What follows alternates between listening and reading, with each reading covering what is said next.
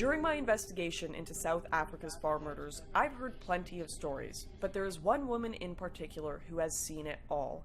Eileen de Jager is one of the famous Blood Sisters, a pair of crime scene cleaners who have dealt with the aftermath of more farm murders than anyone else. I wanted to find out if some of the more gruesome stories I've heard about could even possibly be true, and what the Blood Sister herself thought of the crime wave sweeping South Africa. You never get used to cleaning up crime scenes, especially farm murders. You don't get used to it. The torture that we find have been done on these farm murders are unbelievable. We found pieces of nails being pulled out. We found hands being removed from bodies. We found people raped, brutally murdered, babies, children, the farmers trying to protect their families, and there's just no stopping. The farm murders are brutal. So Rolene and I went to this farm murder scene in the northwest, and we came upon this beautiful white house, and everywhere you looked was blood splatter.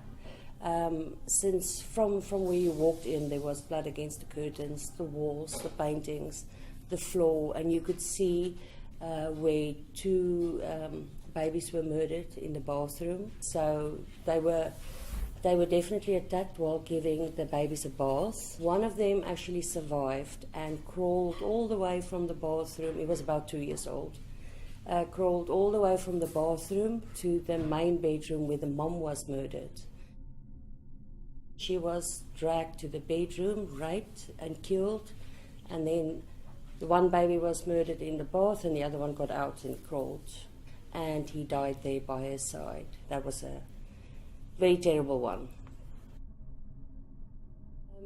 Another one that stays with me is in Johannesburg, just outside Johannesburg. We had a farm murder where 5 people came in. It was arranged by their domestic worker, and they drowned the 12-year-old boy in boiling hot water.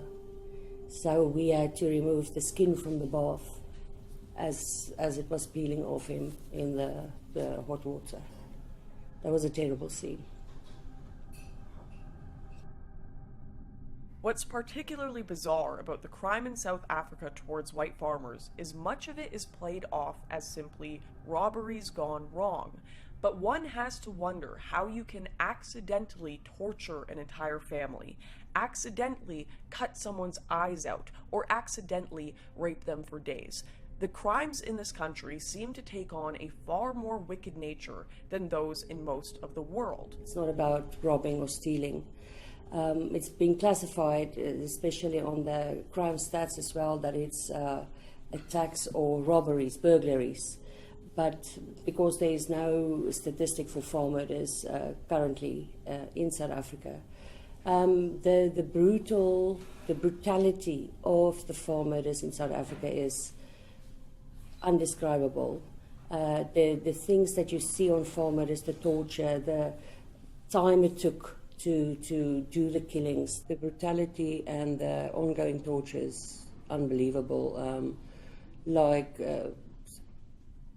People's eyes are being removed, parts of their bodies, limbs, being raped with objects, not even by themselves. I think if you look at the worst movies ever made, it's not really a patch against what is really going on there.